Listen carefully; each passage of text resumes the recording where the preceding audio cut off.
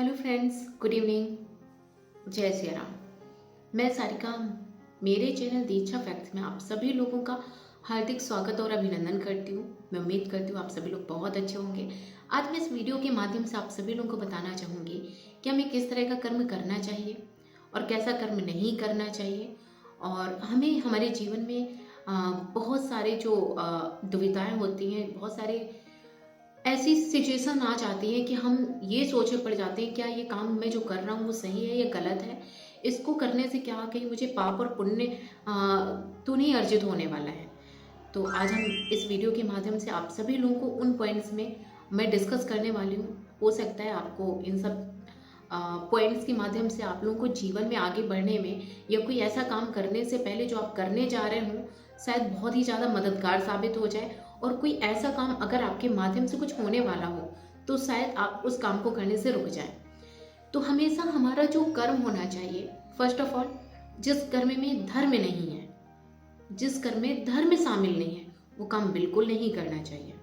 Just like आप कोई काम करने जा रहे हैं और वो हमारे जिस भी रिलीजन से आप बिलोंग करते हो, तो उस रिलीजन में आपको देखना है कि हमारे गीता में, हमारे कुरान में या हमारे बाइबल में ऐसा कोई पॉइंट है क्या कि ये काम नहीं करना है, जिससे सामने वाले को तकलीफ हो रही है या उसमें उसको बिल्कुल मना किया गया है कि ये काम आपको बिल्कुल नहीं करना है, वो काम आपको नहीं करना है। एक तो हमारे जो धर्म ग्रंथ होते हैं, हमें इस बात का वहाँ से बहुत सारा ज्ञान मिलता है। हमें धर्म ग्रंथ क्यों पढ़ने चाहिए, इसलिए धर्म ग्रंथ पढ़ने चाहिए। हमें हमें हमारे रिलीजन को फॉलो करना चाहिए अच्छे से।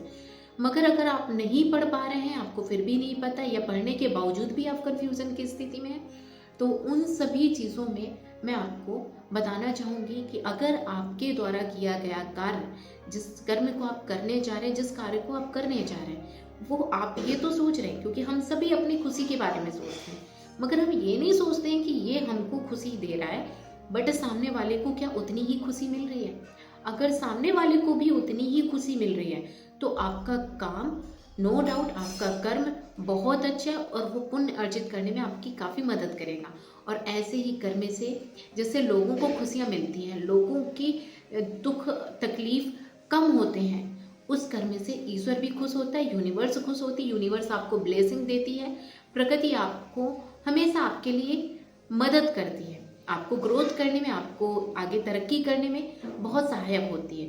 परंतु जब आप कोई ऐसा कर्म करते हैं जिससे सामने वाले के आंखों में तकलीफ, आंखों में आंसू या पीड़ा या कोई दर्द मिल रहा होता है आपके द्वारा, वो कर्म बिल्कुल भी नहीं करना है।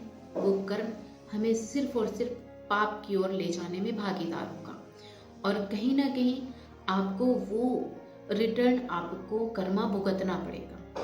क्योंकि जैसा हम कर्म करते हैं ना, प्रकृति हमको वैसा ही हमारे साथ बिहेव करती है, वैसा ही हमारे साथ ट्रीट करती है। अगर हम दूसरों को खुशियाँ देंगे तो हमें भी खुशियाँ मिलेगी। इसलिए कहते हैं आप लोगों के साथ वैसा ही कीजिए, लोगों को उतना ही दुख दीजिए जितना दुख आप खुद स्वयं सह सकते हैं।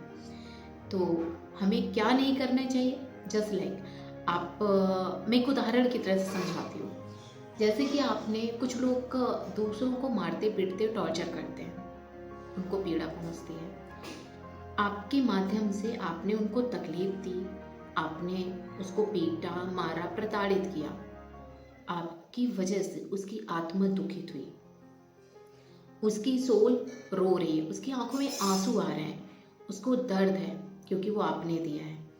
तो यकीन मानिए वो दर्द आपको कितने गुना होके रिटर्न मिलने वाला है, आप इसकी कल्पना नहीं कर सकते। अगर आपने सामने वाले को दर्द दिया है तो दर्द आपको भी मिलेगा, तकलीफ आपको भी मिलेगी, क्योंकि आपकी वजह से उस सामने वाले को तकलीफ पहुंच रही है, क्योंकि आपकी वजह से उसकी आंखों में आंसू आ रहा है। तो इस तरह से आप अपने आप को पाप का भागीदार बना रहे हैं। यही कर्म आपको नहीं करना है। कभी भी आप कोई काम करने जा रहे हैं, आपको इस तरह की स्थिति उत्पन्न हो जाए, आप समझ नहीं पा रहे हो, एक कंफ्यूजन की स्थिति में हो, उस जगह आप ये सोच लीजिएगा क्या मेरे साथ साथ सामने वाले को भी उतनी ही खुशी मिल रही है, क्या सामने वाले को मेरी वजह से कोई तकलीफ तो नहीं मिल रही है। यकीन मानिए उस दिन आप वो गलत काम करने से रुक जाएंगे और इस तरह से आप एक अच्छे कर्म की तरफ बढ़ने लग जाएंगे और आप जीवन में जो अभी तक आपने किया उसकी कोई बात नहीं है। कहते ना, अगर हमसे कोई गलती हो गई है तो हम ईश्वर के सामने उसका पश्चाताप कर सकते हैं। कहते हैं जब हम जागरूक हो जाते हैं, अवेयर हो जाते हैं कि अब हमें ये काम नहीं करना है, तो ईश्वर आपसे खुश होता है और आगे चूंकि आपने सुधार का एक सही डायरेक्शन चुन लिया है, सही रास्ता चुन लिया है, आपको ईश्वर मदद करता है। ना कि आपको जो आपको पाप मिलने वाला था उसका कुछ परसेंट आपको कम जरूर हो जाएगा। जो आप बहुत भयानक स्थिति में जाने वाले थे और आपको नहीं पता था आगे ये पाप आपको कितने गुना बढ़ के मिलने वाला था, हो सकता है वो कम होके आपको वहीं ब्रेक लग जाएगा, आप रुक जाएंगे। और आपने चूंकि डायरेक्शन ही अपना चेंज कर दिया तो ईश्वर भी आपकी मदद करना स्टार्ट कर देता है। इस तरह से आप सही और गलत में फ़र्क समझ सकते हैं। Thank you. आगे भी मैं आपको इस तरह से सही डायरेक्शन, सही चीज़ें आपको बताती रहूँगी।